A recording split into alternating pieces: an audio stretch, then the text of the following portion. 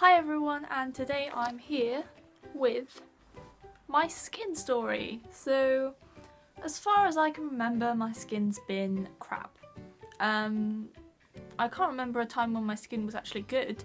I suppose when I was like 3 or 4, yes, it was nice and smooth like every other 4-year-old or 5-year-old.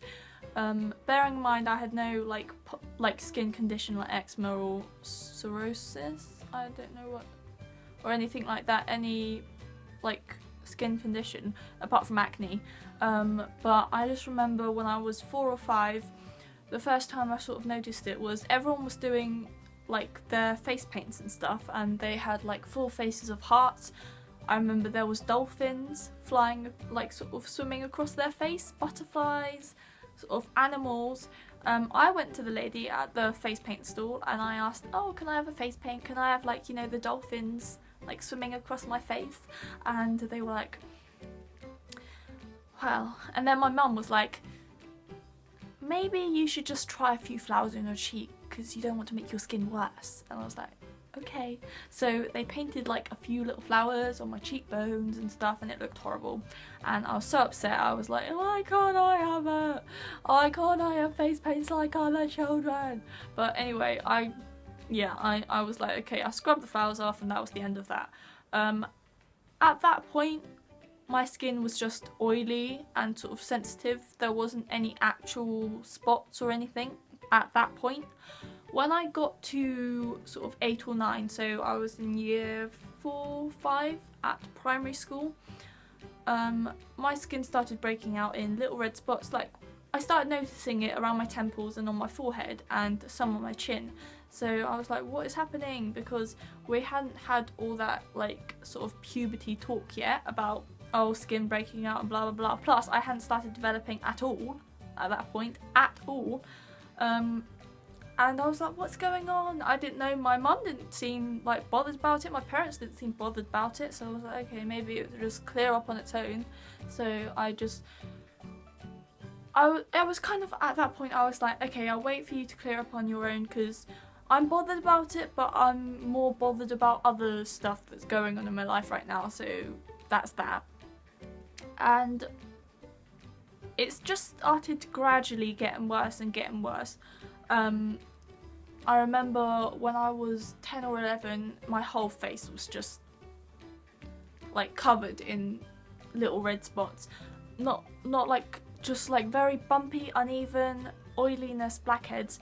At that point I was very silly and I sort of tried to squeeze and pick my spots, which I know sounds disgusting, but yes, I was that kind of kid.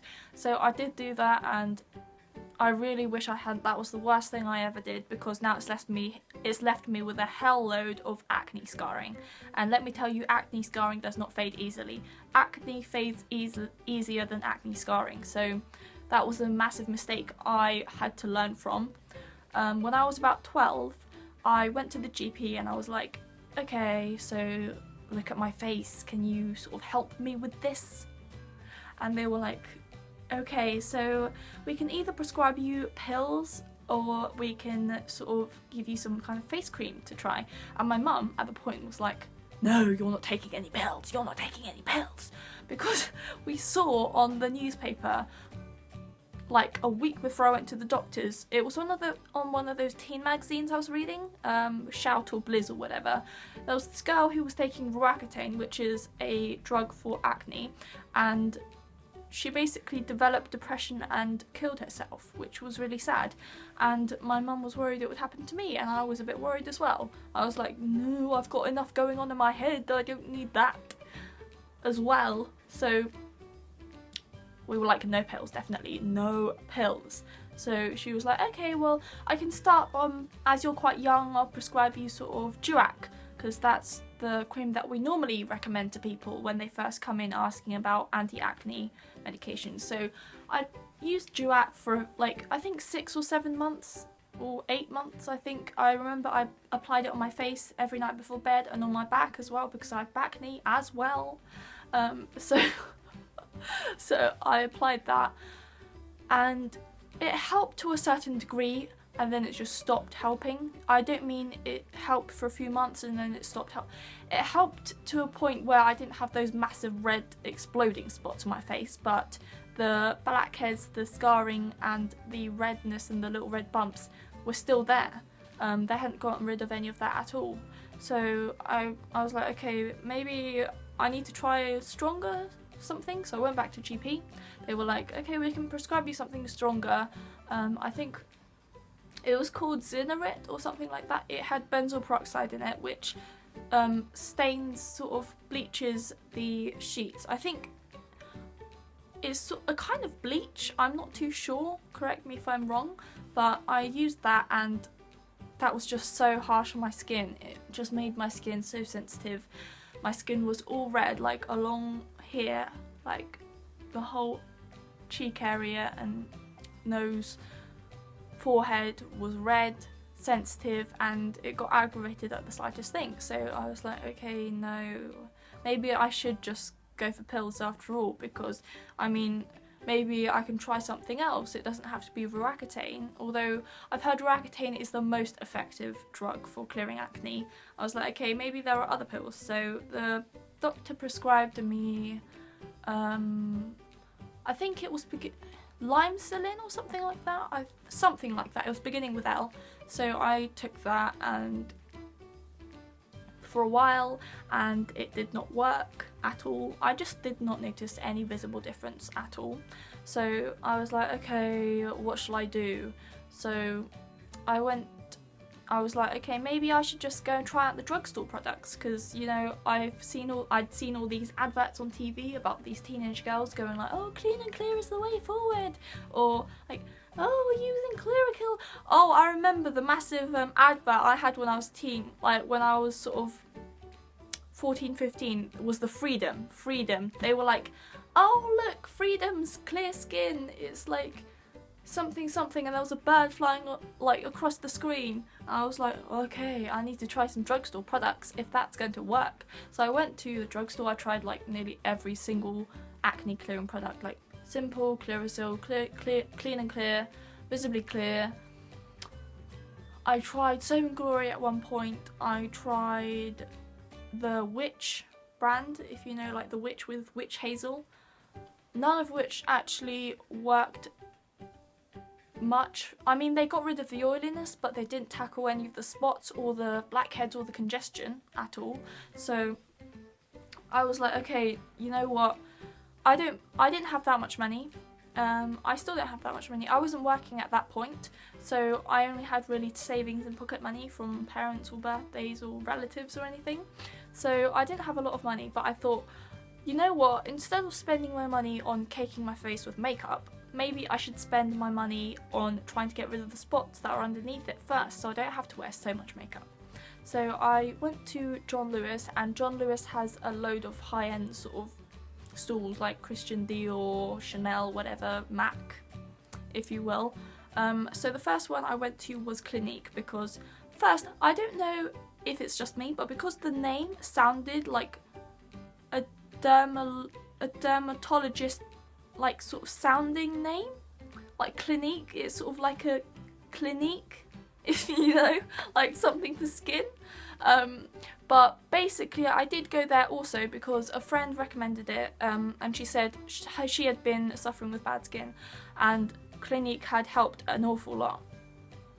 So I went to Clinique and I had a look at their anti-blemish section, and I bought the cleanser, the clarifying lotion and the moisturiser, and I used that for a while.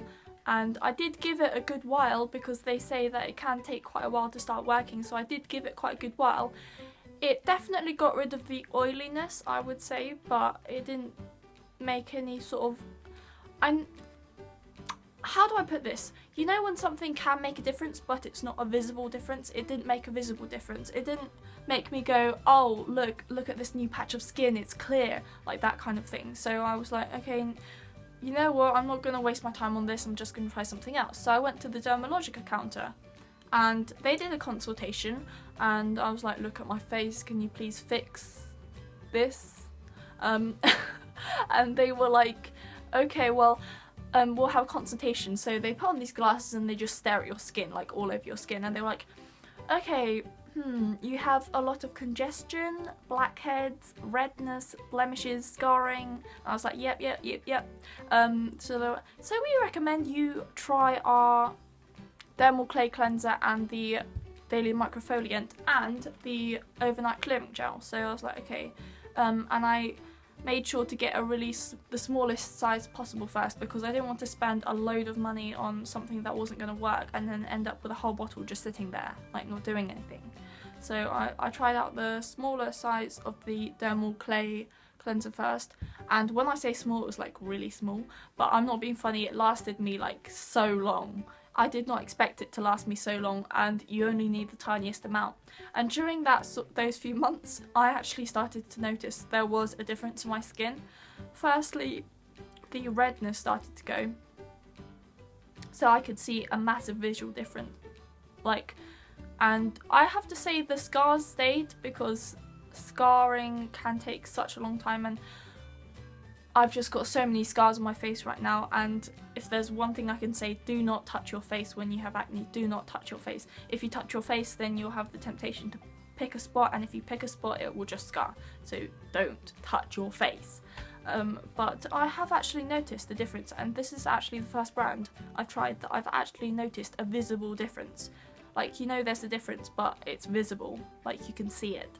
So that was quite good, and I've been using this for the whole of 2015, so I think I'm going to definitely carry on using this. I need to sort of have a think about some kind of serum to boost collagen or something to get rid of the scars, but apart from that, my skincare routine has just been involving dermatological products, and I'm not going to lie, they are not cheap, but I found that when you purchase at a dermatological counter in John Lewis, it's like 57 something pounds, but if you go to a local salon where they also do dermatological products, it's like 27. So I was like, I've got one like near my house, I'm just going to go to the salon to purchase it. I don't know why it's such a big difference in money, I'm not too sure, but I thought I'd rather spend my money on something like clearing my skin that's going to stay with me, rather than spend it on like products to try and cover up my ugly spots. So here I am right now. My skin is not perfect by any means. I have a load of scarring. That is the main thing you notice when you look at my face. A load of scarring. I still have a little bit of redness sort of around my nose here, and it's oily. It is oily, but it's not as oily as it was a few years ago, I can tell you that, so definitely. And if you've had any sort of problems, or if you found any skincare products that work for you, I would really like to know about it, so please leave it in the comments below and subscribe if you haven't, and I'll see you next time. I'll be doing my 2015 favourites. I know it's already January the 5th, but I've had to really think about this stuff. I've had to really think about the stuff I really liked, and I already have sort of a clue of what kind of stuff I wanted to do. So please like and comment if you will, and I'll see you next time.